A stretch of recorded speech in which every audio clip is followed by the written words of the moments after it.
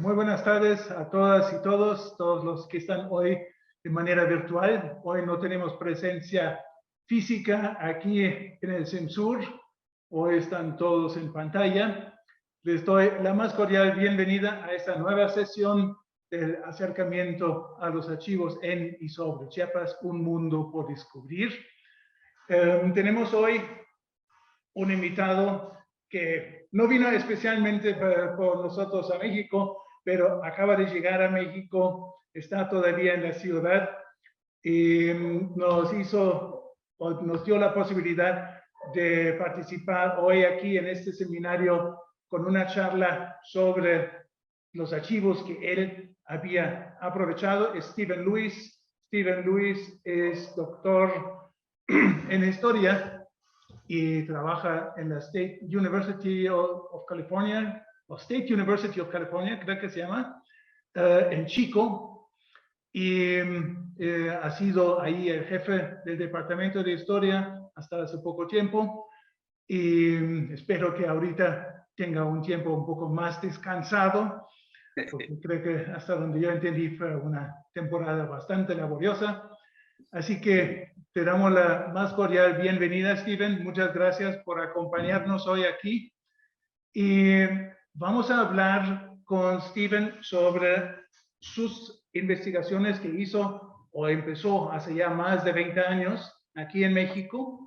Él es asiduo viajero, viene con cierta frecuencia a México y conoce muy bien ciertos archivos. Entonces, de estos archivos que son básicamente los archivos de la SEP y los archivos que están de alguna u otra manera relacionados con la política indigenista en México, él ha sido tal vez la persona que con más énfasis ha estado trabajando en estos archivos y vamos a estar hablando un poco hoy sobre sus experiencias en estos archivos. Steven ha sido autor de 3 libros que vamos a ir mencionando hoy. Van a aparecer simplemente por necesidad y por la información que él nos va a dar y que nosotros le vamos a interrogar. El primero, que tal vez algunos de ustedes ya han visto, es La Revolución Ambivalente, un libro que se publicó aquí en San Cristóbal, The Ambivalent Revolution, que tiene que ver básicamente con la temporalidad entre 1914 y los años 40, analizando la política educativa, pero en relación con crear la nueva nación y en estrecha relación siempre, porque Chiapas es estado agrario, es un estado o en aquel entonces todavía con mayoría indígena, con la problemática indígena. Este fue su primer libro y hay una cierta continuidad con un segundo libro que se publicó hace poco, creo que fue en 2020, estoy en lo correcto, ya ni sé, que es Repensando el indigenismo mexicano, es decir, hay una continuidad entre los 2 libros que abarcan alrededor de 80 años de política indigenista, llegando hasta el final del siglo XX. Y de estos 2 vamos a estar hablando, pero hay una pequeña, yo considero una joya, y Steven siempre muy modesto dice que él no tiene mucho que ver, pero yo sí se lo adjudico, que es El monopolio de aguardiente y alcoholismo en los Altos de Chiapas, que es un libro que él sacó del olvido o de la, como le llaman en alemán, sería como el mueble del veneno, ¿no? Que siempre queda cerrado. Entonces, él logró ver y obtener la información de un archivo de la CDI, o en aquel entonces todavía del INI, y que son los informes de una comisión de la que vamos a estar hablando más al rato, aquí en Chiapas, que trabajó en los años de 1954, investigando oficialmente la cuestión de la producción del alcohol y del abuso o uso del alcohol entre la población. Entonces, miren, bueno, más o menos ya dije por dónde va el rumbo de la investigación, de las investigaciones de Steven, pero creo que tal vez sería interesante para los que nos escuchan que con tus propias palabras nos puedes dar un poco más de orientación hacia dónde se han dirigido tus investigaciones que has realizado aquí en Chiapas y en archivos fuera de Chiapas, pero relacionado con Chiapas? Bueno, antes que nada, doctor Justus, muchas gracias por la invitación. Gracias, Gerardo. Supongo que no es casualidad que les hablo desde la casa de Margarita Sosa Suárez, quien me invitó a trabajar el informe de Julio de la Fuente en el 2008, creo que fue. Y bueno, lo publicamos en la CDI, lo publicó en el 2009.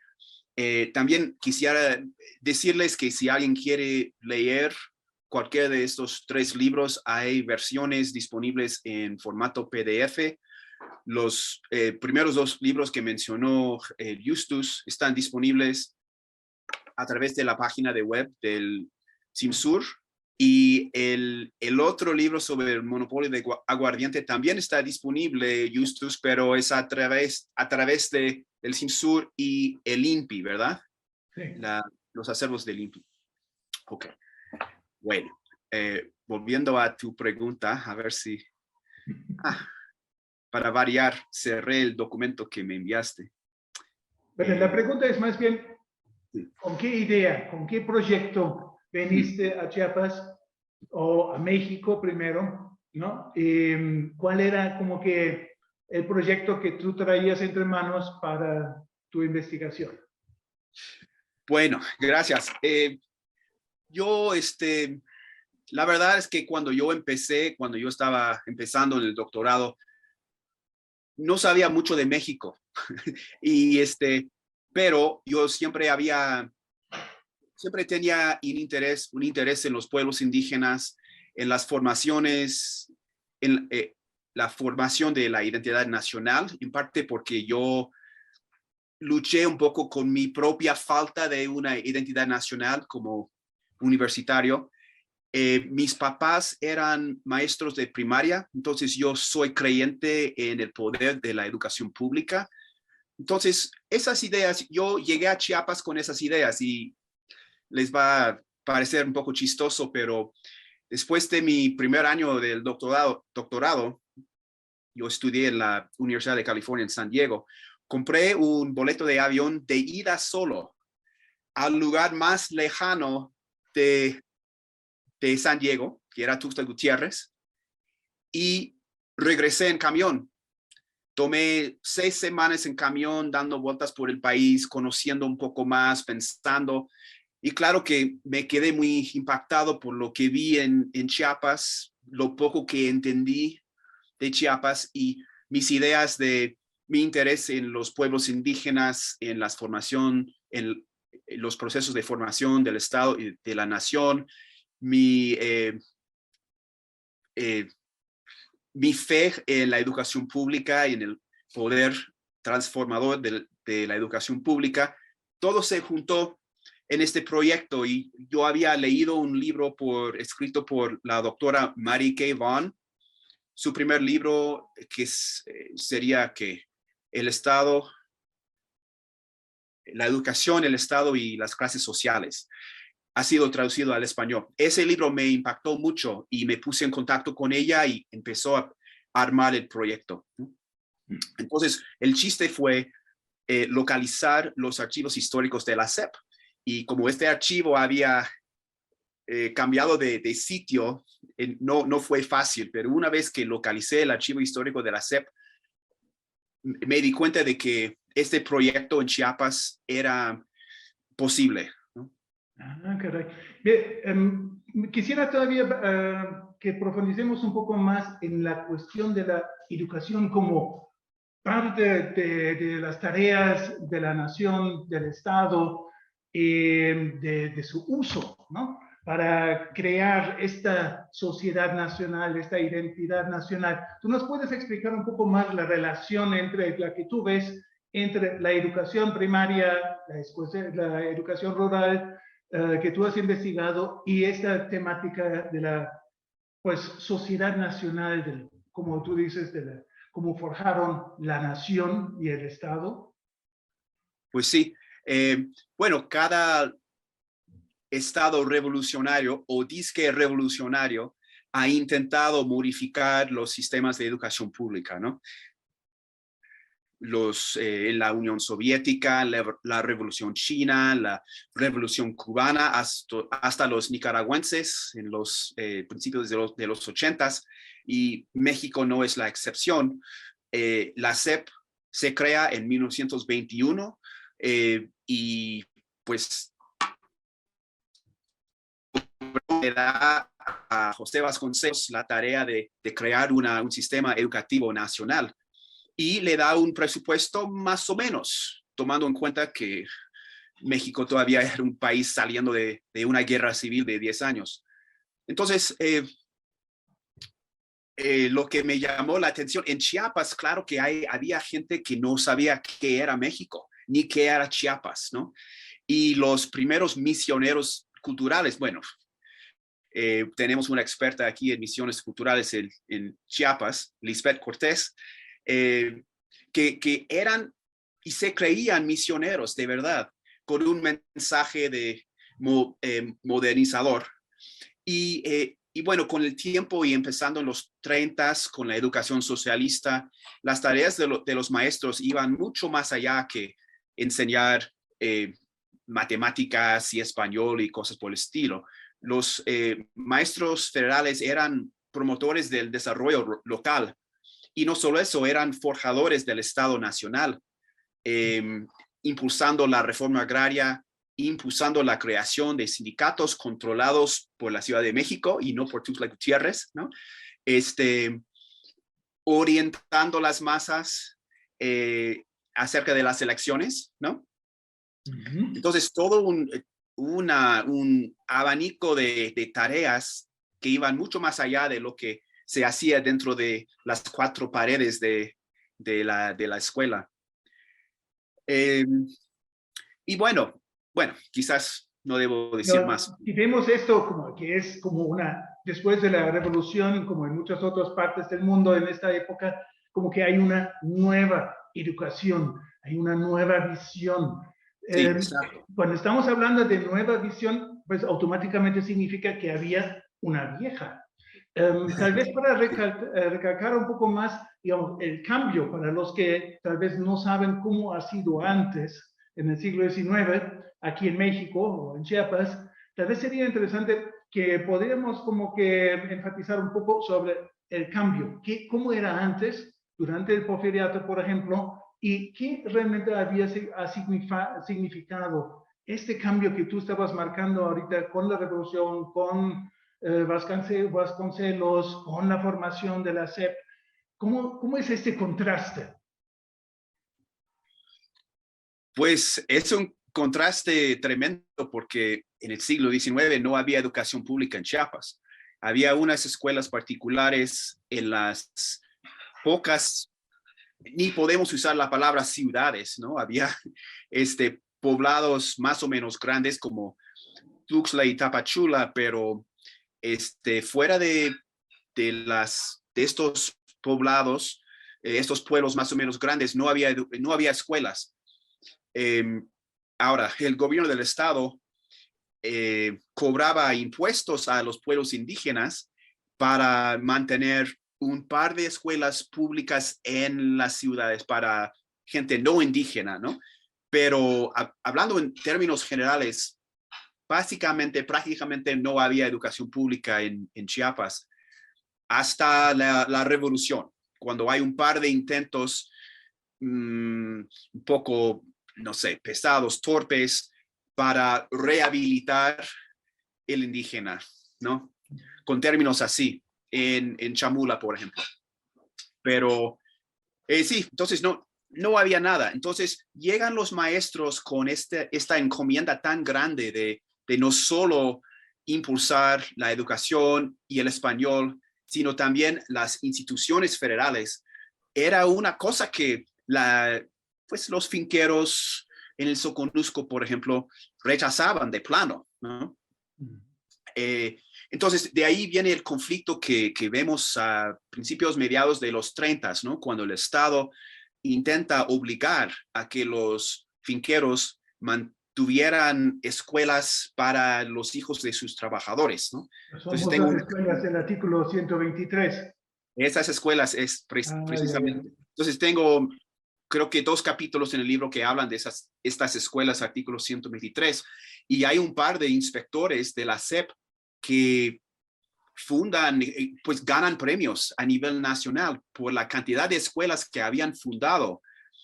Y bueno, claro que provocaron la ira de los niños, ¿no? Entonces, hay broncas muy ¿Podrías pesadas. repetir que hubo que quiere maestros que piden permiso para... Es que hubo un pequeño corte de repente, no te escuchamos. Si podrías volver a empezar, de los maestros que ganaron premios. Hasta ahí llegamos. Sí. Ok, sí. Pues entonces hay 2 inspectores en particular que tienen un fervor revolucionario impresionante, que fundan decenas de estas escuelas, artículo 123, pero también tienen que andar armados porque los finqueros los amenazan, o sus capataces, ¿no? Los mayordomos, o no me acuerdo cómo se llamaban. Escribí el libro hace 20 años, pero sí, curiosamente, con el cambio de gobierno, con Ávila Camacho, estos héroes de la educación pública en Chiapas son mandados a otros estados o son despedidos. Entonces, lo que sí era un impulso educativo revolucionario en los 30s pierde valor en los 40s, ¿no? La SEP se pone más conservador y estos héroes de la educación son despedidos o enviados a otros estados. Ajá. Esa historia de esos, digamos, calculemos más o menos 30 años de entre 1910 y 1940, digamos, esto fue lo que tú estabas detectando en los archivos. Bueno, tú consultaste, como acabas de decir, hace más de 20 años. Es decir, sí, la situación en aquel entonces probablemente ha sido muy diferente, pero tal vez muy parecido a otros archivos que todavía estamos por descubrir, ¿no? Es decir, nos podía estar, digamos, cuando tú llegaste a la Ciudad de México para investigar sobre los archivos de la SEP, ¿cómo estaban? Digamos, ¿con qué te enfrentaste ahí? ¿Y con quién? Bueno, el archivo histórico de la SEP estaba todavía en manos de gente que no sabía nada de archivística o no tenían esa capacitación, ¿no? Había gente ahí que tenía un gran amor, un gran respeto a los archivos, pero no tenían esa capacitación profesional. Entonces, y había habido 4 intentos por clasificar este archivo y cada intento no llegó, no se terminó. Entonces había cuatro guías no completas a los acervos, ¿no? Entonces yo me di cuenta de que yo tenía que ir pidiendo caja por caja en ciertas subdirecciones, por ejemplo, para encontrar material. Y no sé, quizás Lisbeth nos puede decir si la situación ha cambiado, porque esto fue a mediados y finales de los 90, principios de ese siglo, ¿no? Es decir, todavía el archivo que tú consultaste estaba en las instalaciones propiamente hablando de la SEP. Sí, sí. Okay. Y muchas veces la gente que estaba trabajando en el archivo lo hacían porque habían sido castigados como castigo. Entonces es gente que no quería estar ahí, pero hice amistad con esta gente y me apoyaron en todo. Entonces quizás hubiera sido una situación un poco complicada, pero gracias al apoyo de mis amigos ahí en el archivo, pues me dieron toda la información que yo quería. Y yo estaba ahí investigando por 7 meses, pidiendo caja por caja y encontrando cosas muy valiosas. Ahora le doy la palabra a Lisbeth para saber cómo está la situación, ya que el archivo de la SEP está en Bueno, la sí, GN. ese sería interesante porque, digamos, ya pasaron más de 20 años. Todavía, si mal no recuerdo, te tocaron todavía los secuelas del terremoto de 85, viendo el archivo todavía repartido en el piso de la SEP, ¿no? Y entonces, esto sí ya cambió. Y entonces, Lisbeth, Sí, a lo mejor tú nos bastante. puedes dar como una visión. Digamos, ahorita el archivo, si bien entendí, está en el Archivo General de la Nación. Sí, Pero cómo está accesible? ¿Hay herramientas de consulta? ¿Cómo es el acceso y cómo son tus experiencias con el tema educación y específicamente tal vez sobre educación Chiapas? pues a mí cuando inicié trabajando Chiapas, a mí todavía me tocó ir hacia donde estaba alojado, que estaba cerca de Politécnico, de la estación de Metro Politécnico, y entonces también me tocó esa transición cuando lo cambiaron a GN. Es verdad que cuando estaba bueno, al menos donde yo lo empecé a consultar, también tenía entendido que la persona que estaba a cargo, pues no tenía como los conocimientos como de un archivista, ¿no? Pero al menos sí tenía el conocimiento de lo que albergaba el propio archivo. Entonces, pues de alguna forma uno se podía acercar a él y preguntarle si sabía dónde poder encontrar alguna cuestión que nos interesara. Lo que pasó ahora que se mudó a Gene, bueno, que ya tiene algunos años, sí algunos catálogos se pasaron como estaban en el antiguo recinto donde estaba albergado, pero ya nada más se conservó una sola guía, que es una guía general que habla, no sé, por ejemplo, dice Fondo CEP, porque ahora es Fondo CEP, así está, y viene por la sección y subsección.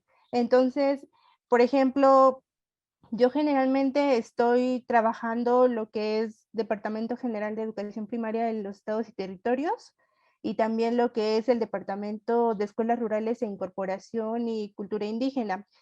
Pero pasa lo mismo, creo que oyendo al doctor Steven no ha cambiado mucho porque ahorita todavía no hay un catálogo detallado que nos diga qué es lo que contiene cada caja. Actualmente que he estado yendo que estoy bueno, más bien ya estoy en la parte final de la tesis, que he estado yendo para hacer las últimas investigaciones, pues es también pedir una caja y pues revisar todos los expedientes que componen la caja, porque no hay forma de saber qué es lo que hay, no está organizado por años, incluso hay departamentos, en el del departamento general, por ejemplo, pues sí está por estados, pero en el departamento de escuelas rurales e incorporación que es anterior a pues ahí sí uno se puede encontrar en una caja documentación que es del Distrito Federal, de Zacatecas, de Durango, o sea, no hay pues una lógica secuencial entre los expedientes. Entonces, ir al archivo de la SEP es todavía ir y con la mejor disposición, pues aventarse ahí, ahora sí como diríamos, un clavado, a ver qué encontramos y tener Sí. mucha paciencia. Es decir, sigue siendo un reto consultar el archivo de la SEP, si entiendo bien. Es que tuve la curiosidad ahorita de checar, me fui al catálogo, perdón, a la página de la GN y chequé Fondo SEP. Y hay una forma de tener una descripción breve en la guía general electrónica del Archivo General de la Nación. Y lo que me sorprendió, pero a lo mejor ustedes me lo pueden explicar, dice que el fondo parte a partir de 1967. Y entonces, si entiendo bien, incluso Lisbeth y Steven igual, han trabajado obviamente temporadas 50 años más antiguos. Esto tiene que ver con la situación de que todavía no está bien catalogado, no está bien, digamos, identificado el material y reconstruido las series y subseries, ¿o hay alguna explicación para esto? Pues la verdad, yo sí he buscado de 1921, que es donde ¿Verdad? inicia mi parte, bueno, generalmente los proyectos que he trabajado, que siempre inician con la creación de la SEP, y ahí está la información. No sé por qué aparezca a 1960. Sí es verdad que hay expedientes, por ejemplo, de escuelas rurales, que los he encontrado hasta los 70, si no mal recuerdo, que abarca la historia del propio expediente, pero no sabría por qué allí en la página del archivo.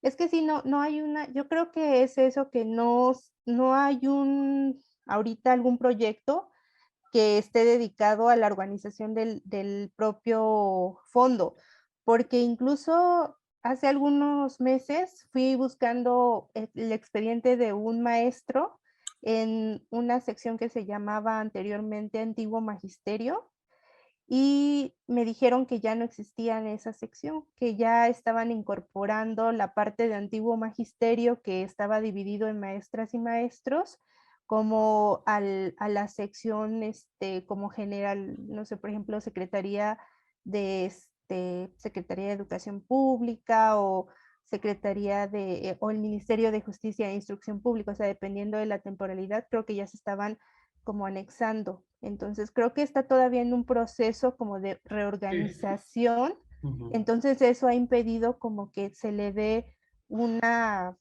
pues se le otorgue como una periodización en concreto, y tampoco se ha podido generar estos instrumentos de consulta.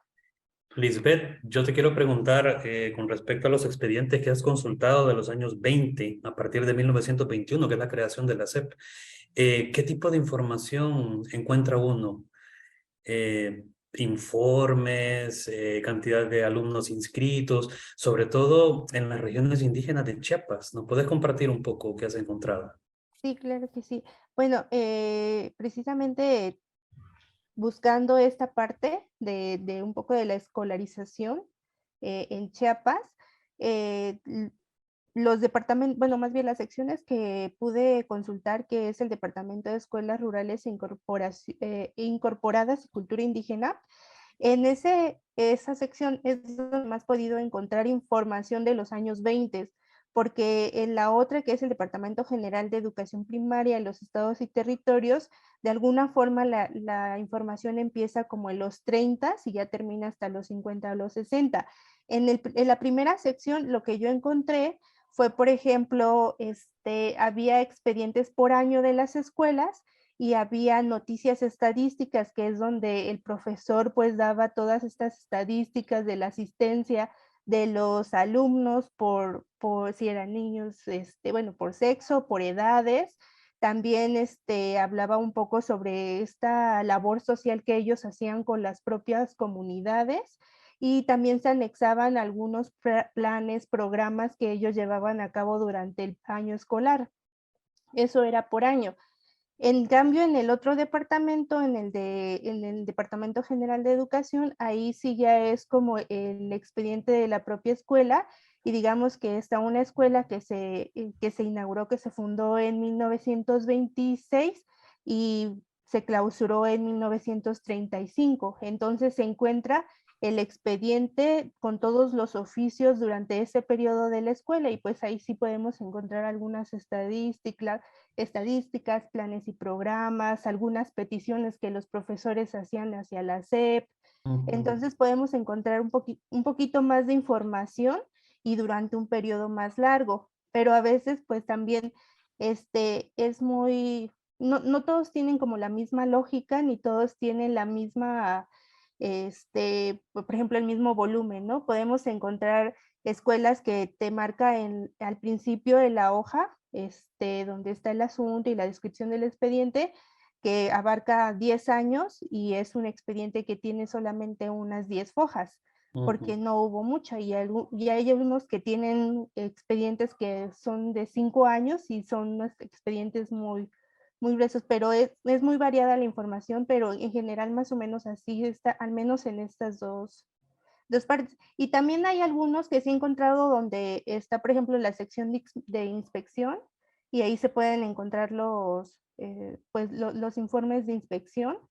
Y si no Ujú. mal recuerdo, ahí también están, si no, ya me corregirá el doctor Stephen, está la parte de los informes de dirección general bueno, de los directores de Educación Federal, están junto con los de Inspección.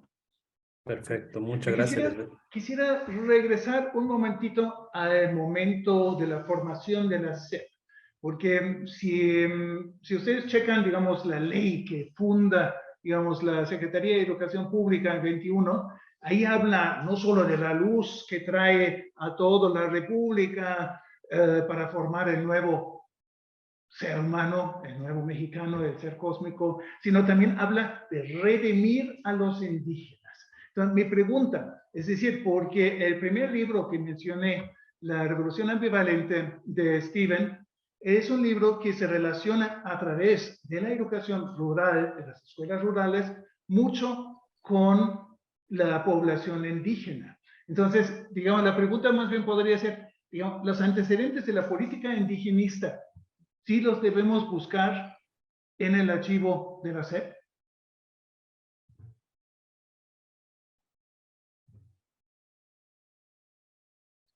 Pues yo digo que sí, obviamente, ¿Quién quiere primero? porque a Sí, ver, hable usted, doctor, A ver, Steven. porque usted sabe más que yo sobre estoy eso. en documentos, pero sí, yo diría que sí. Ahora, los funcionarios de la SEP pensaban que estaban diseñando programas en beneficio de los pueblos indígenas, pero los pueblos indígenas tendrían otro punto de vista, ¿no? Porque era un modelo de castellanización, de corregir sus vicios y de imponer ciertas ideas.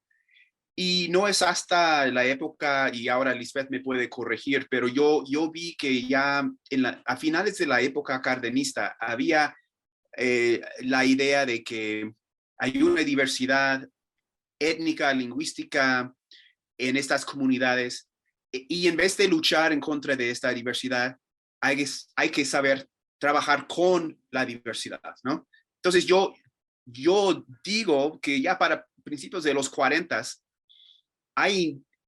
ya están diseñando planes de estudio y de desarrollo que se ve con el INI a principios de los 50. Entonces, la gente que estaba trabajando el tema educativo en Chiapas ya sabía que si vamos a llevar la educación a esta población, vamos a tener que hacerlo de forma bilingüe, de forma integral, vamos a tener que usar muchos recursos del Estado para también tratar temas de comunicación, de salud pública, de infraestructura, la reforma agraria, cosas por el estilo, ¿no? Pero el Departamento de Educación y Cultura Indígena de Manuel Gambio, por ejemplo, este es como, se puede considerar realmente como un proyecto congruente, bien pensado y dirigido hacia la población indígena, así como un antecedente de lo que finalmente resulta una política del Estado hacia la población indígena. Dijiste bien pensado y coherente, y quizás sería una exageración, pero hubo un intento, ¿no? Que va de la mano con los congresos regionales indígenas de Cárdenas, ¿no? Y también, por ejemplo, en la elección del 36 para gobernador, Erasto Urbina, que es un indigenista del estado de Chiapas, usa su talento, su poder para jalar el voto indígena hacia el candidato cardenista en la elección, ¿no? Entonces, sí, creo que hay indicios. Quizás no sea un proyecto bien pensado y coherente, pero yo creo que sí. El indigenismo empieza en los 30 y, por ejemplo, incluso el gobierno de Victorio Hugo Grajales, no muy conocido por sus políticas progresistas, hasta él tenía un departamento de, no sé cómo se llama exactamente, de acción social indígena, algo así. Protección y acción indígena, sí. Eso, sí. Entonces hay como una lucha por ver quién va a controlar la población indígena, si va a ser el estado de Chiapas y Grajales y su gente, o si será el gobierno federal y sus sindicatos, ¿no? Entonces, y la reforma agraria viene y entra y es una forma de jalar las poblaciones no indígenas también hacia el gobierno federal. ¿Puedo agregar algo, volviendo un poco a lo que estaba diciendo Lisbeth sobre los documentos en la SEP? Y Lisbeth, no sé si estarás de acuerdo conmigo, pero yo encontré que los documentos hechos a finales de los 20s y a lo largo de los 30s y hasta mediados de los 40s eran los documentos y los expedientes más ricos.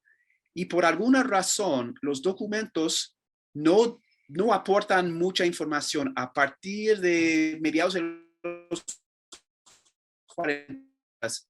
Y no sé, yo afortunadamente mi proyecto terminó a mediados de los 40s y no me hizo falta más información sobre los 50s y los 60s, pero me hizo pensar que quizás las burocracias empiezan bien. Hay una mística para llevar la educación a Chiapas, para llevar la Revolución Mexicana a Chiapas, y tienes inspectores y maestros que realmente creen en esta misión en los 20s y los 30s.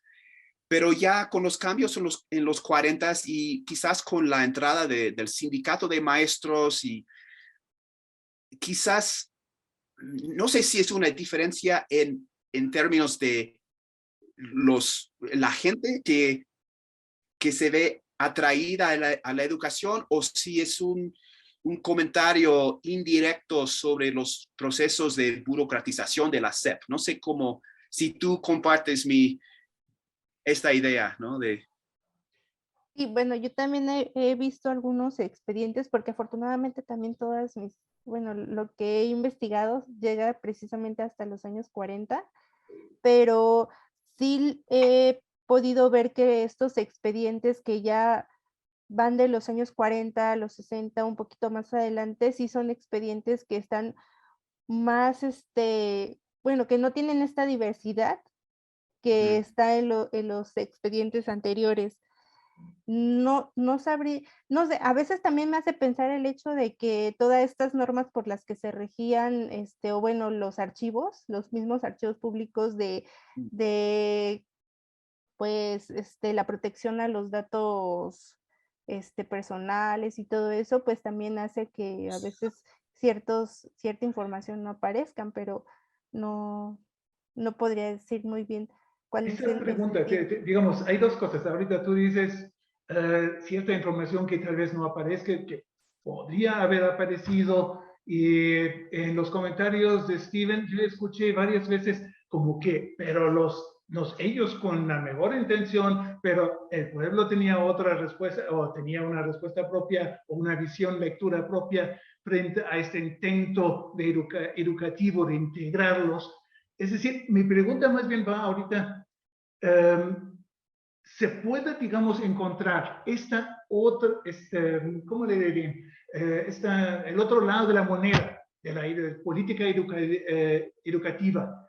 Es decir, la reacción de los pueblos, la reacción tal vez de individuos, los informes que nos relatan sobre fracasos, etcétera, etcétera. Todo esto lo encontramos en el mismo archivo, o hay otros archivos que sería conveniente, trabajando el tema de educación en Chiapas, que sería conveniente trabajar otros archivos que complementan esto, lo que ustedes han visto en la SEP. Pues yo diría que en esta época de formación de la burocracia, de formación del Estado mexicano, los inspectores pues se dan a la autocrítica también.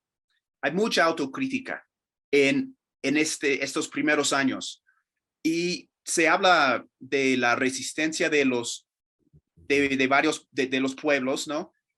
También pues se ve que a veces cuando las comunidades están colaborando con el proyecto de la SEP, los inspectores dicen que son mestizos, pero cuando empiezan a rechazar los proyectos de la SEP, los inspectores dicen que son indígenas, ¿no? Entonces tú puedes también leer entre líneas, ¿no? Y más o menos, una vez que conozcas bien el archivo y los documentos, tú puedes ir viendo cómo va la cosa, ¿no? También yo no sé, Lisbeth, si, bueno, ya estás trabajando en el Archivo General de la Nación, pero yo también revisé los documentos, sobre todo sobre Cárdenas y en Chiapas, y también puedes ver cómo los maestros van formando sindicatos, promoviendo la reforma agraria, orientando los votantes antes de las elecciones, ¿no? Sí, Muy de hecho, bien. yo creo que también sí se puede conocer de parte, bueno, en esta información que hay en la SEP, como dice el doctor Stephen, yo creo que sí hay que ser uno muy crítico y leer entre líneas, porque yo creo que se ve más la parte de las políticas educativas y de todo este proyecto que la SEP quería pues promover o desarrollar en Chiapas, pero sí a veces es muy difícil encontrar esta respuesta que había, por ejemplo, de las comunidades. Yo he encontrado muy pocos expedientes donde así tal cual existe algún tipo de oficio que está denunciando alguna situación, ¿no? Pero de que existen, existen, ¿no? Yo creo que es más bien como para ver esta parte, un poco la parte oficial, y yo creo que se puede, pues, como complementar. Yo desafortunadamente, por lo de la pandemia, pues mi viaje, yo quería ir a Chiapas para revisar el archivo estatal, pero bueno, ya no se pudo. Pero sin embargo, yo creo que sí, con una revisión en archivos estatales, o si hay municipales, se podría un poco complementar la información. Y en mi caso, por ejemplo, los informes de gobierno, pues también, aunque es una visión un poco pues oficial porque son los propios informes, yo creo que también aportan otros datos, otra visión y otro sistema, ¿no? Que no es el mismo. Y nos habla también de esta parte de la existencia de dos sistemas de escuelas, que es el federal y estatal, y que los dos guardan diferencias, pues, únicas. Tal vez podemos aprovechar. Tenemos dos personas ahorita aquí en nuestro círculo. Uno es Gerardo, que acaba de estar en el Archivo General, perdón, Justo. en el Archivo Histórico Sí. de la UNICACH. Y tenemos también entre los oyentes a Yadira Mekchun. Ella es Ujú. parte de los que están manejando el Archivo Histórico del Estado a cargo de la UNICACH y que han elaborado precisamente los índices y inventarios de la sección también de educación. Entonces, tal vez sería interesante que hay algo que ustedes pueden aportar como qué complementa a nivel estatal esto, lo que estábamos escuchando a nivel federal en el archivo de la SEP. De hecho, justo el día martes o miércoles, no recuerdo bien, platiqué con Yadira y le pedí documentos del Fondo de Instrucción Pública en el archivo histórico, en el CUID famoso, ¿verdad? Que está por acá cerca. Aquí estoy en Tuxtla Gutiérrez. Y encontré información porque a mí lo que me interesa, bueno, lo que estoy estudiando ahora es la campaña de asimilación forzada o política de integración implementada durante el periodo de Victor Hugo Grajales, precisamente. Y me interesa mucho ver las condiciones de las escuelas estatales, lo que estaba mencionando Lisbeth, ¿eh? Y encontré varios archivos, por cierto, sobre Motocintla y otras comunidades fronterizas, otros pueblos fronterizos que están en el CUID. Afortunadamente, en el CUID está más ordenado y con Yadira platiqué y me proporcionó varios archivos. Lo que pasa es que ya no me alcanzó el tiempo, ¿verdad? Siempre cuando uno hace estancias de investigación, el tiempo juega en contra, ¿no? Porque de repente tiene otras responsabilidades, pero ¿qué tipo de información encontramos ahí? Están las peticiones también. Encontré unos cuadros, por ejemplo, que elaboran los docentes sobre la cantidad de niñas, de niños. Me interesó mucho la afiliación indígena también, porque sí lo mencionan, ¿eh? Y en uno de ellos encontré que decía mayas cachiqueles, por ejemplo, todos. Eran como 26, 36 estudiantes, ¿no? Peticiones de no cerrar escuelas, o sea, toda esa información está ahí. Lo que pasa es que es discontinua, o sea, así como encontré información del 1926, ya en el 27 desaparece totalmente, ¿no? Y por eso creo que es interesante dos cosas, son interesantes dos cosas. Primero, lo que mencionaba Steven sobre esa competencia que hay entre los gobernadores de Chiapas y los poderes federales, en este caso representados por los misioneros y por los profesores federales, que vienen acá. Yo creo que no se ha examinado lo suficiente ese grado de competencia, porque yo creo que la creación de sindicatos en los años 30, de un sindicato indígena, la creación de este departamento de asuntos indígenas o culturales, ¿verdad, Justo? Que algo así era el nombre, bastante largo, en el cual estuvo dirigido por Erasto Urbina. Y todas estas cuestiones yo alcanzo a intuir que es como una competencia, o sea, ¿quién controla a los indígenas? ¿Quién los va a controlar? Y eso nos falta examinarlo todavía. En el caso del gobernador Grajales nos hemos quedado, claro, en las campañas antialcohólicas, en la quema de santos y todo eso que es muy interesante también, pero como que no se ha examinado lo suficiente las políticas que implementó con respecto al indigenismo. La otra cuestión es que todavía nos falta estudiar la historia de las escuelas estatales al interior de Chiapas, o sea, en estas regiones alejadas. Eso todavía no se ha emprendido, esa investigación. Eso es lo que podría yo aportar desde la perspectiva del investigador, ¿verdad? Y de quien está dando los primeros pasos acá, revisando los archivos. Yadira sabrá más de cómo está organizada esta sección, si no recuerdo mal. O este subfondo que es parte de la sección de gobernación en el CUID. Yadira, ¿tú nos puedes, digamos, dar una breve visión lo que contiene la sección de educación? Estoy tratando de abrir mi tabla, no la puedo abrir, hay un problema. Sí, de hecho tiene un cambio porque pasa a ser instrucción pública y luego dirección de educación pública. Solo que no recuerdo los años, ¿no? Pero por lo que habla la chica Lisbeth, lo que más podemos encontrar en la sección de instrucción pública sí son las escuelas, los internados indígenas, pero sobre todo prácticamente pagos de personal, de maestros, cambios de escuelas, ¿no? Es lo que se puede encontrar. No recuerdo hasta qué año termina, porque estoy tratando de abrir la tabla y a ver si lo puedo compartir. Perfecto. Sí, también complementario con esta información contenida en instrucción pública, te puede interesar mucho, Lisbeth, y para los investigadores e investigadoras que nos escuchan, la colección de Raimundo Enríquez, que fue gobernador en los años de la depresión. Hay una sección fotográfica extraordinaria y ahí, con lo que mencionaba Yadir en estos momentos, hay unas fotografías de los internados de los niños indígenas. Están fabulosas las fotografías. Digo, no para ponerlos como simple espejo, sino para dialogar también con la fotografía, como nos ha enseñado Burke en este famoso libro Visto y no visto, ¿no? Creo que es una buena oportunidad.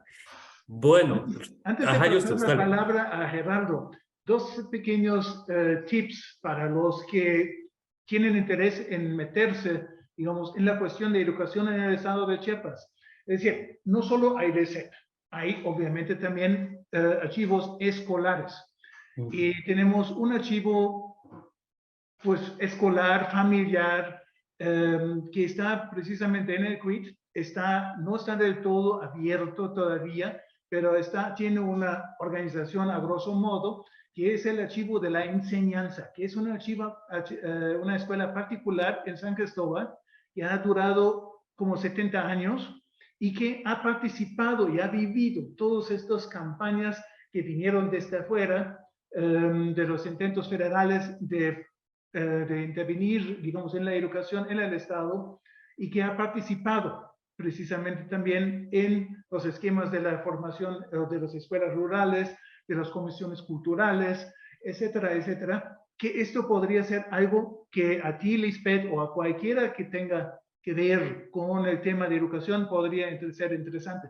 Lo otro, brevemente solo mencionarlo, checan los informes del gobierno, las memorias de gobierno, que están publicados hasta por lo menos 1952 y que siempre, en cada una de estas memorias, hay una amplia sección sobre la educación en el estado de Chiapas. Así Claro. solo como para terminar este pequeño bloque. A ver, perdón, Gerardo, te paso No, la dale. palabra.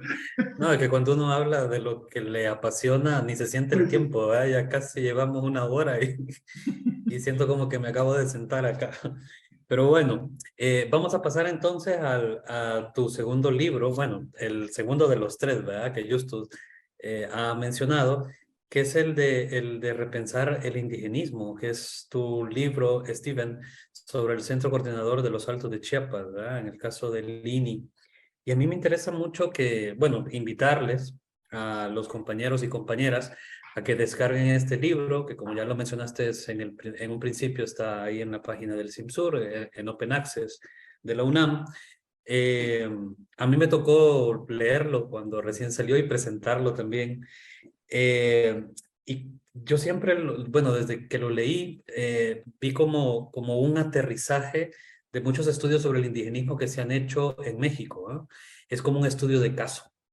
Y ese estudio de caso fue posible primero por el archivo que está disponible ahí en San Cristóbal de las Casas, ¿verdad? Del Centro Coordinador.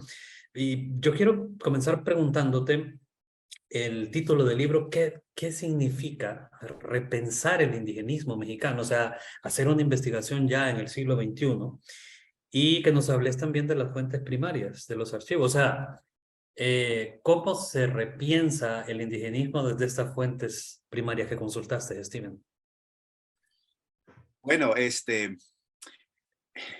tiene que ver, bueno, yo empecé pensando en este tema cuando empecé con el proyecto sobre la SEP. Al principio yo tenía un proyecto muy ambicioso. Yo quería cubrir la educación en Chiapas desde la revolución hasta los años 60 y quería también cubrir la educación, los centros de alfabetización del INI en Chiapas. Hubiera sido un libro de 700 páginas. Sí. Y afortunadamente decidí pues dividirlo en dos. Pero cuando yo estaba buscando el archivo de la SEP, empezando a investigar en ese archivo, también iba al archivo del INI, era INI todavía, y conocía muy buena gente que me ayudaba con todo. Y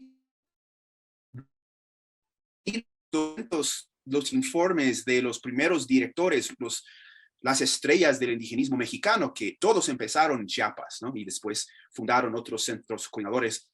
Sí. Y el nivel de autocrítica, el nivel de análisis era tremendo. Y me costó trabajo reconciliar lo que yo vi en los archivos con lo que yo había leído y escuchado sobre el indigenismo en México, ¿no?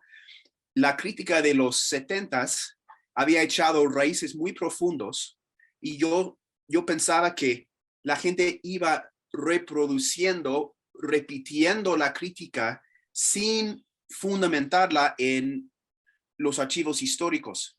Entonces me quedé con la duda muy honesta de cómo se puede reconciliar lo que yo estoy viendo en el archivo con la crítica que todo el mundo sabe, entre comillas, ¿no?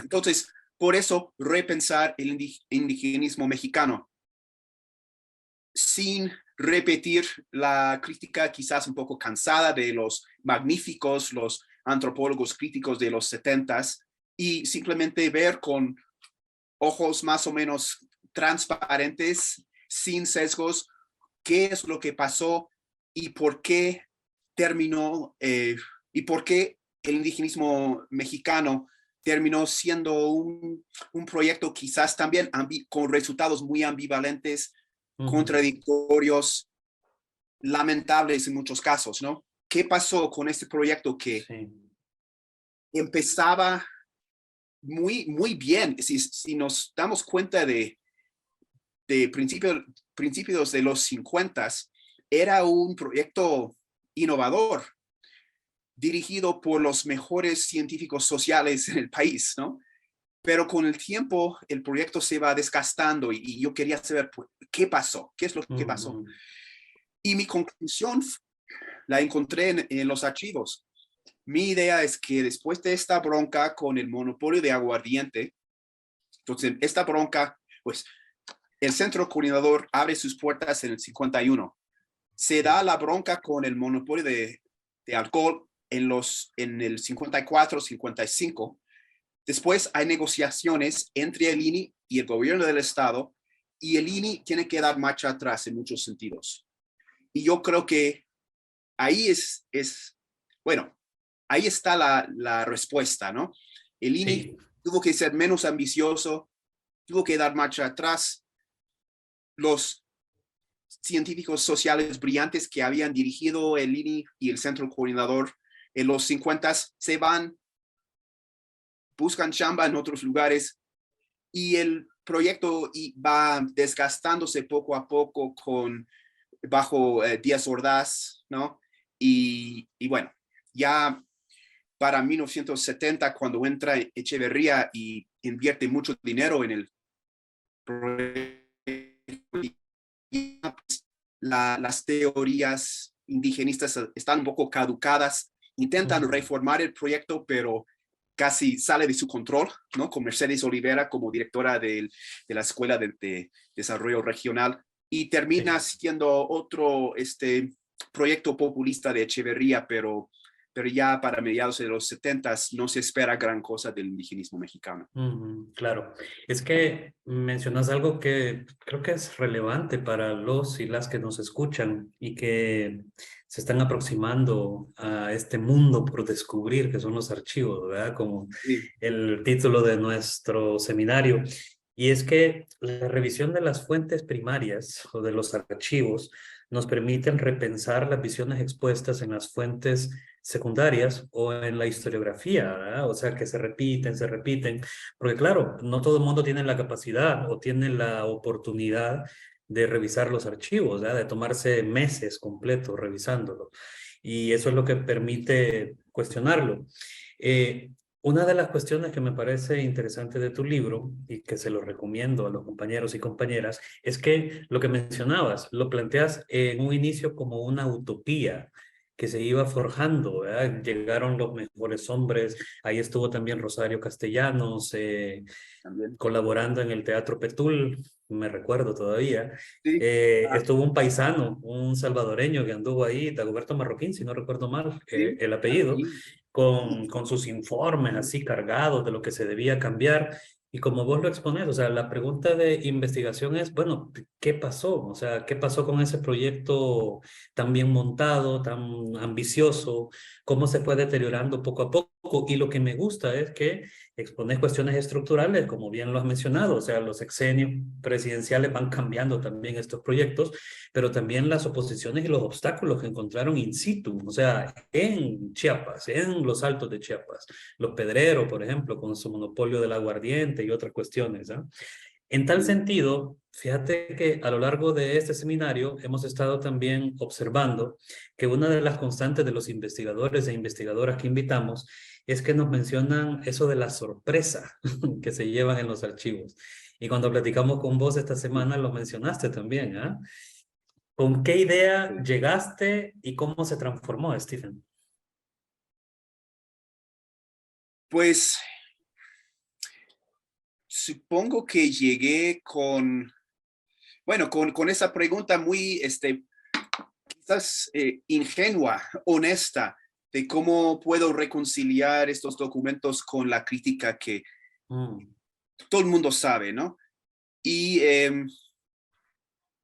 sí, pero hablando de sorpresas, de repente surgió el informe de Julio de la Fuente, ¿no? Sobre el monopolio de aguardiente. Otra sorpresa que se dio porque yo había trabajado en el archivo del INI por varios meses y había regresado los veranos cuando yo no tenía un hijo y yo podía viajar más y estar más tiempo en México. Yo iba a consultar en ese archivo y hice amistad con la gente, creo, y un día uno de mis amigos me presenta con 5 carpetas gruesas sobre la comisión que estudió el monopolio de aguardiente en Chiapas bajo la dirección de Julio de la Fuente. Sí. Y de hecho, yo iba a comentar antes que trabajar en los archivos es como trabajar en una mina, porque hay días cuando encuentras puras rocas y te cansas y te decepcionas y te deprimes, pero de repente descubres una beta y eso hace, pues, tú, pues, llegas a casa totalmente entusiasmado con ganas de volver al archivo al día siguiente, ¿no? Entonces, eso fue mi sensación cuando topé con ese informe, ¿no? Claro, eso fue lo que Pero cambió. sí, el trabajo de archivo es muy duro y a veces decepcionante. Hay que echarle ganas y seguir volviendo porque también a veces tienes que cambiar el enfoque de tu investigación o cambiar de proyecto porque la materia prima no está ahí o no da la información que esperabas. Entonces Claro. también hay que tener la mente abierta y, ¿no? Acabas de mencionar, digamos, ya estaban hablando de tu libro del monopolio del aguardiente. Es decir, ese es, en realidad estamos hablando, para los que no lo conocen, estamos hablando de un archivo que creo que tú, Steven, y los colaboradores del INI son los únicos que han echado ojo a esta documentación. Es decir, estamos hablando de un archivo no inexplorado, esto no, pero no visto por mucha gente y no visto por diferentes mentes que podrían darle una lectura diversa, diferente, y que podrían integrarlo a lo que ha sido, digamos, lo que mencionaste, la política indigenista, la cuestión entre Estado y Federación, entre instituciones de INI y la Dirección General de Asuntos Indígenas, aquí metidos con los políticos locales y los intereses financieros comerciales de una familia como los Pedrero, ¿no? Entonces, ahí hay un campo, digamos, ligado a todo lo que es también la política indigenista en el Estado, que ha sido totalmente inexplorado. Tal vez me gustaría, si tú podrías, porque ya estamos sobre el tiempo, dar una brevísima tipificación, digamos, de la información que tú has encontrado en este archivo que había estado encerrado y bajo llave durante varias décadas hasta que ustedes lo destaparon. Pues no así, yo no hice gran cosa, solo pedí los informes mensuales de los directores del centro coordinador y ellos para armar sus informes mensuales pedían información de los subdirectores, ¿no? Y entonces yo tenía, y afortunadamente allá en el archivo del INPI, que no está disponible ahora, que es una tragedia, por el momento no está disponible, pero yo tenía yo podía más o menos narrar lo que estaba pasando desde el 51 hasta el 70 más o menos, es cuando luego hay muchos cambios y la información no es tan abundante. Pero también trabajé el archivo del INI en San Cristóbal de las Casas y el doctor Justus ayudó en la recuperación de este archivo. Creo que se abrió en 2009, algo así, ¿verdad? 2008, 2006. Ok.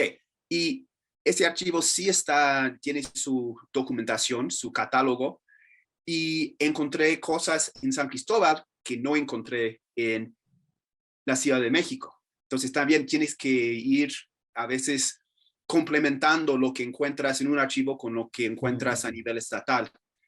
También, y el doctor Justus sabe mejor que yo, pero se perdieron muchos archivos en San Cristóbal por el clima, por los hongos, ¿no? Tenían que tirar mucha documentación. Entonces tienes que ir llenando huecos, ¿no? A veces por eso encontré información en la Ciudad de México que no se encuentra en el archivo en San Cristóbal.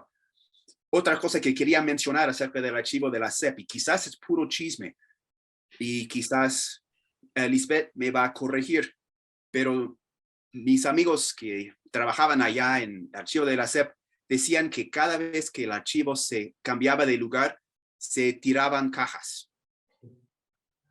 Es algo que duele el corazón de un historiador, y quizás es puro chisme, pero no me sorprendería tampoco. No sé si Lisbeth tiene algún comentario al respecto. No, eso sí, nunca lo he escuchado, pero me imagino que sí ha de haber entre los traslados y más que el archivo de la CEP es un archivo realmente grande. Supongo que sí ha de haber alguna pérdida de material o también que se ha de traspapelar y que ya después no se encuentra, ¿no? Porque sí, no, sí me ha pasado que hace años, porque ya tengo unos buenos años revisando ese archivo, que encontré uno y lo quiero ir a consultar de nuevo y ya ahora que está en AGN, pues ya no lo encuentra. Ese es un fenómeno, se los digo por experiencia de décadas de trabajar archivos. Cada cambio, no solo físico en el local, sino hasta incluso casi cada cambio político de administración que deciden solo vamos a cambiar de espacio o lo bajamos de los estantes o luego llévalo a la bodega. Cada movimiento en los archivos causa daños y en el peor de los casos pérdidas. Es decir, es una lastimosa realidad que estamos viviendo. Ha sido así y yo supongo que sigue siendo así, pero con eso tenemos que vivir. Estamos ahorita sobre el tiempo, entonces muchísimas gracias a los dos, a Steven, a Lisbeth y también a Gerardo, quien ingresó como parte de hoy. Muchas gracias, pero Solo, vamos a darle todavía perdón, la palabra a los presentes, a nuestros inscritos al seminario, de preguntas, comentarios y ojalá sus respuestas. A ver, por favor. Yadira colocó en el chat que en el Facebook del Archivo Histórico del UNICACH pueden ustedes encontrar el inventario del Fondo de la Secretaría General de Gobierno, sección Instrucción Pública. Ahí está el documento. Y yo el martes o miércoles que platiqué con Yadira, hasta me mostró ahí el catálogo que tienen, el cuadro que tienen. Así que comentarios, preguntas a los exponentes. Adelante. A ver, tenemos alguien aquí mismo. ¿Qué tal, doctor? Buenas tardes. Una pregunta. Han hablado aquí ya de la vinculación que ha existido entre la política indigenista y la Secretaría de Educación Pública durante la segunda mitad desde los años 40. Y a partir de uno de los personajes que aparece en su libro de Repensando el Indigenismo Mexicano, como es Lucas Ortiz Benítez, quisiera preguntarle también qué tanta interrelación hubo entre, por ejemplo, proyectos indigenistas como el Centro Coordinador aquí en Los Altos y con otros, por ejemplo, que tenía la SEP como el CREPAL en la zona de Pátzcuaro, ¿no? Y en ese mismo sentido, pues, ¿qué tanto también se sirve estudiar la experiencia indigenista en Chiapas para entender otro tipo de experiencias en otras zonas indígenas del país? Muchas gracias. Pues gracias por las preguntas. Entonces, la relación CEP-INI y si podemos sacar conclusiones de la experiencia en Chiapas y aplicarlas a nivel nacional. Pues empezando con la segunda pregunta, eso fue mi intención. Yo quería escribir un libro que hablaba, que habla a un público nacional, porque creo que lo que pasó en Chiapas, en el Centro Coordinador Indigenista Piloto, tiene implicaciones para los más de 100 centros coordinadores que se fundan en años posteriores. Claro que en cada estado, en cada región, la dinámica es distinta, ¿no? Pero creo que podemos ver unas tendencias generales. Hay tendencias generales que se aplican en otros, con otros centros coordinadores. Y en cuanto a la relación CEP-INI, es muy interesante. La CEP se pone muy celosa con el INI. Y sobre todo cuando el INI pues, introduce su método de alfabetizar a los estudiantes indígenas, bueno, como puente para enseñar el castellano, ¿no? Y la SEP en los 50s, principios de los 60s, no cree en ese método, lo rechaza, pero tiene que confesar para el 64 de que funciona. El 64 también es cuando el INE empieza a resentir los cortes presupuestales de Díaz Ordaz y no pueden pagar sus maestros ni sostener sus escuelas.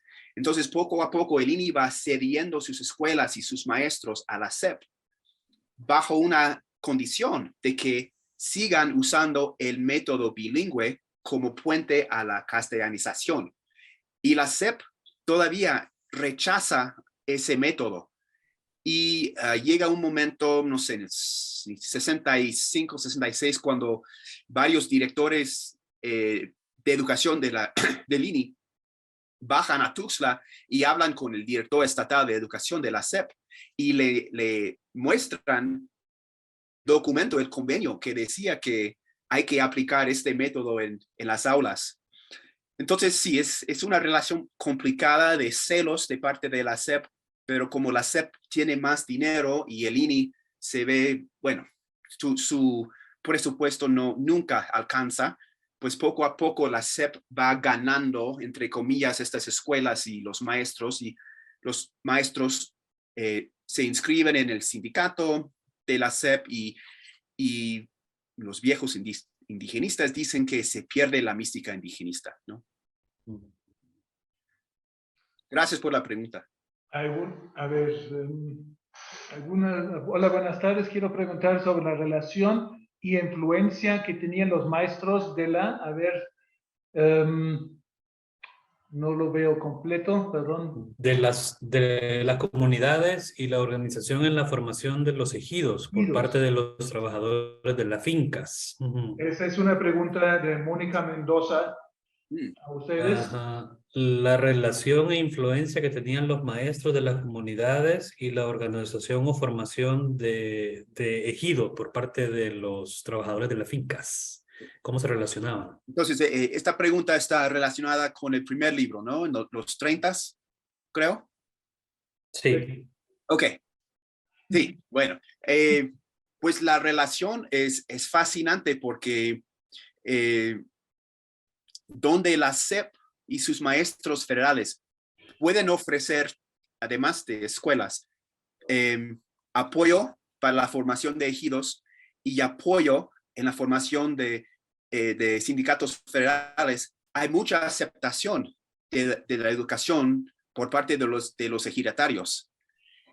Pero, por ejemplo, en los altos de Chiapas, donde los maestros no pueden ofrecer reforma agraria y donde el sindicato de trabajadores indigenistas todavía estaba en manos del Estado, no tenía nada que ofrecer sino la imposición de una educación chilanga, monolingüe, ¿no? Entonces, es interesante, si los maestros también ofrecen otras cosas, había mucha aceptación por parte de los padres de familia, ¿no? Pero en otras regiones del Estado, no. Y por eso el título, La Revolución Ambivalente, ¿no? Porque echa raíces en el Soconusco y algunas regiones más, pero en otros lugares no tiene influencia, no penetra para nada. A ver, hay una pregunta de Ulises Flores, por favor. Ulises, adelante. Buenas tardes a todos, compañeros, compañeras. Pues más que una pregunta, un comentario, el libro del maestro Stephen Lewis, La Revolución Ambivalente, me gustó mucho y quería comentarlo. Me gustó mucho su capacidad narrativa y también cómo él va presentando su análisis desde el ámbito nacional, luego ámbito estatal y ámbito local. Me gustó mucho esta narración y recuerdo que cuando estaba haciendo mi tesis de maestría fue como uno de mis libros de cabecera, porque me ayudó mucho a analizar la política de integración que en ese momento estaba investigando. Entonces, ahora que lo veo en persona, porque no lo conocía como tal, más que su libro, pues aproveché a comentar pues mi impresión y es uno de mis libros favoritos. Y gracias, compañeros.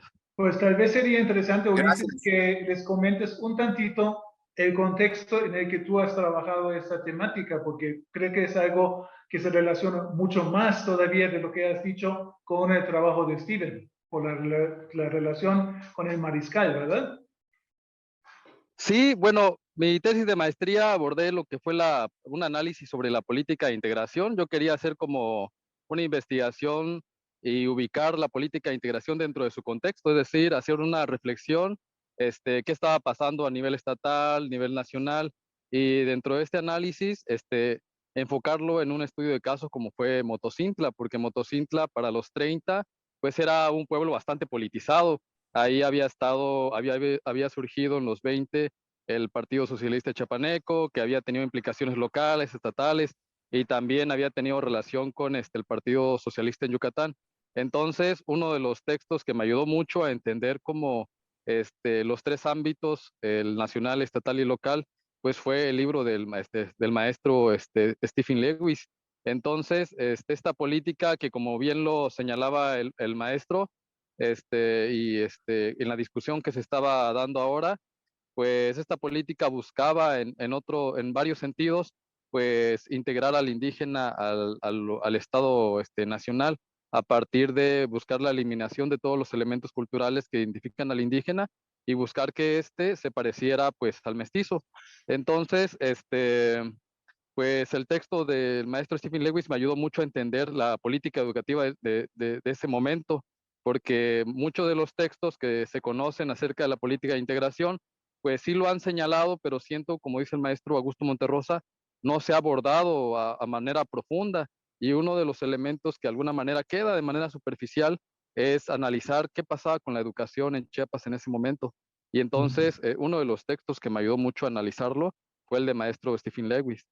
Y creo que hasta ahí creo, porque si no me extiendo más. Y le agradezco mucho, maestro. Muchas gracias, Ulises. Gracias, muchas gracias. Hay algunas preguntas de los demás en el chat. No aparece otra pregunta. Aprovechan ahorita.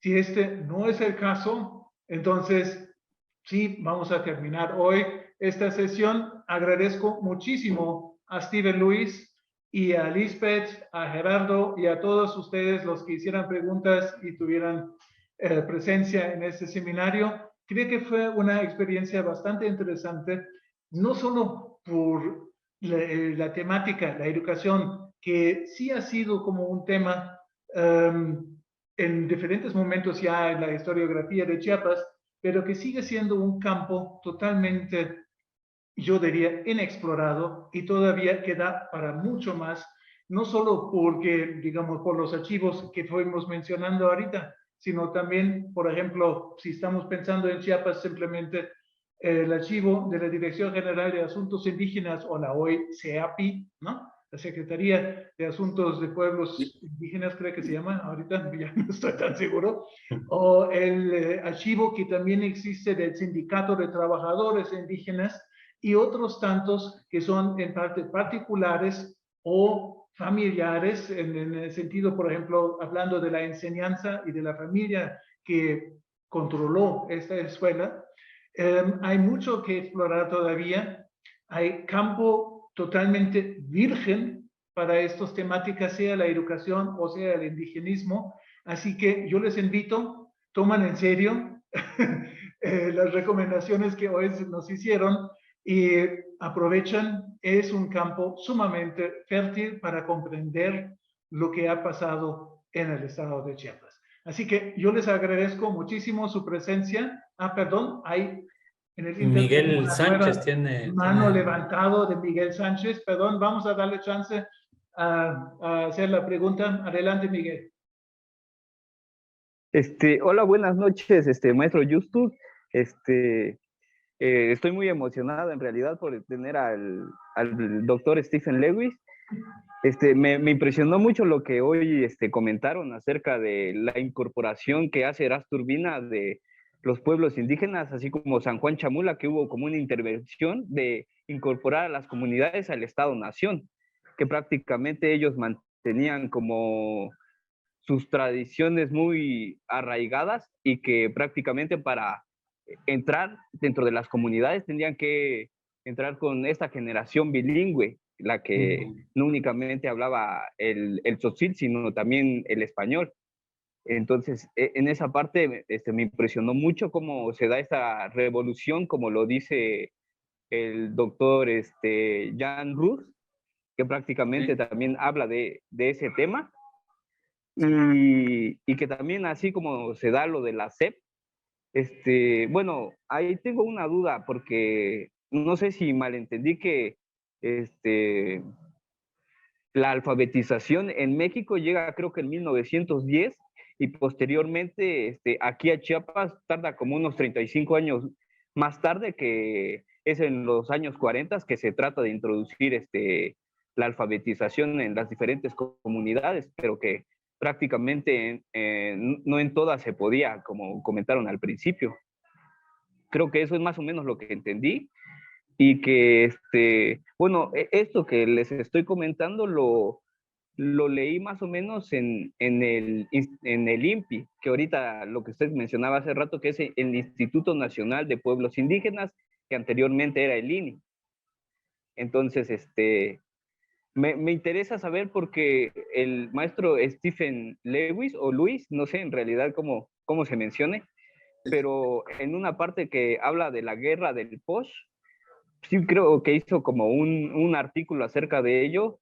Habla de que en las comunidades indígenas, la convivencia que entre ellos tenían, el aguardiente toma un papel muy esencial, tanto en los matrimonios, creo.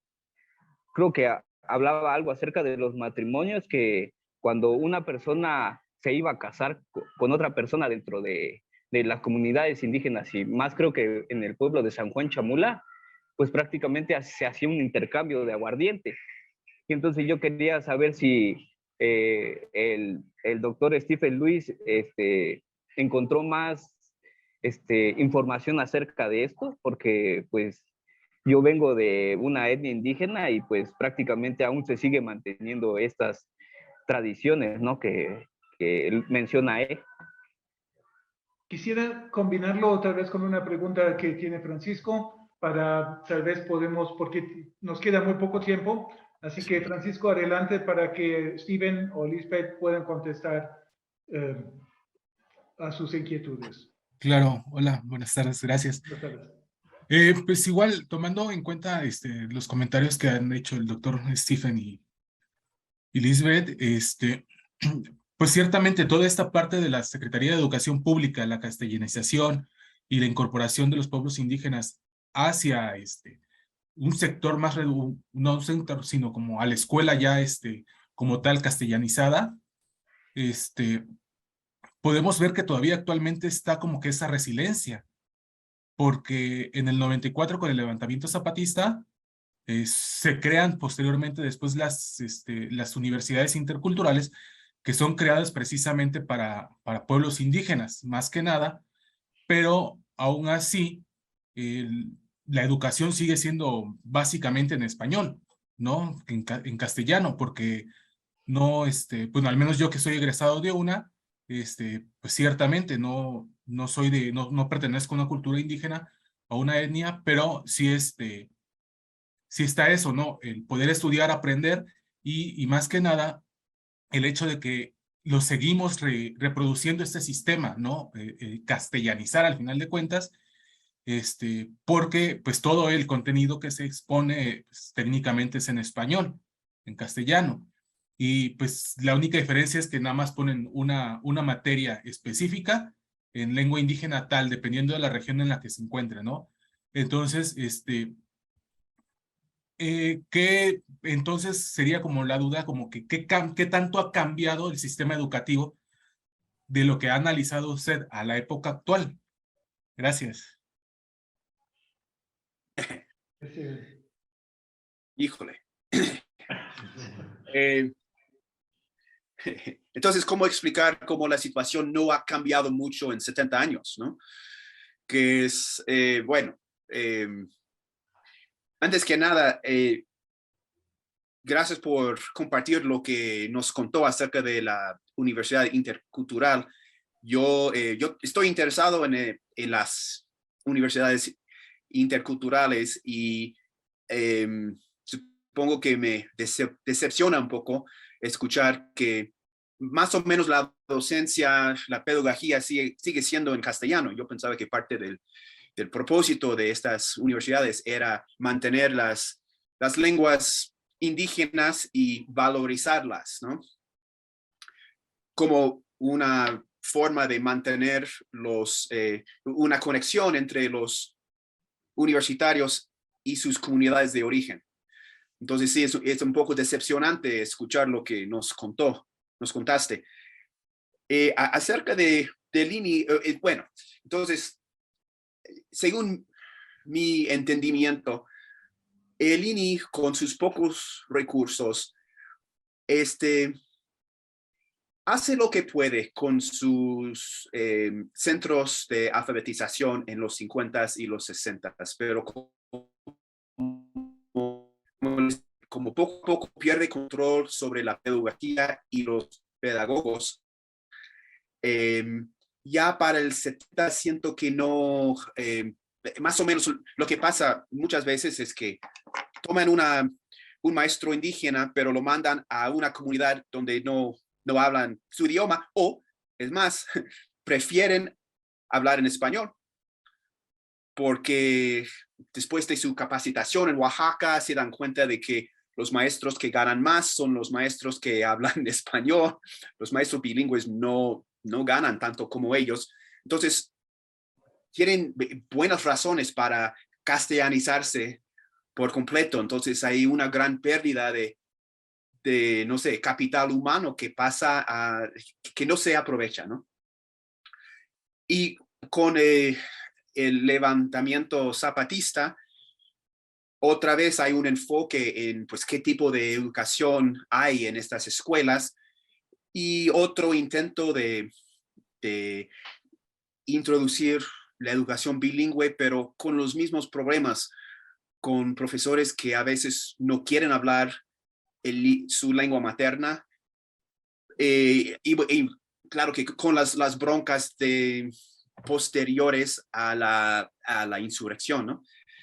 Entonces yo creo que así se explica un poco por qué en 70 años la situación no ha cambiado tanto como hubiera querido el INI en sus inicios, ¿no? Pero hay mucho terreno por cubrir y mucho terreno para otro investigador, ya puede ser otras cosas. Es un campo abierto.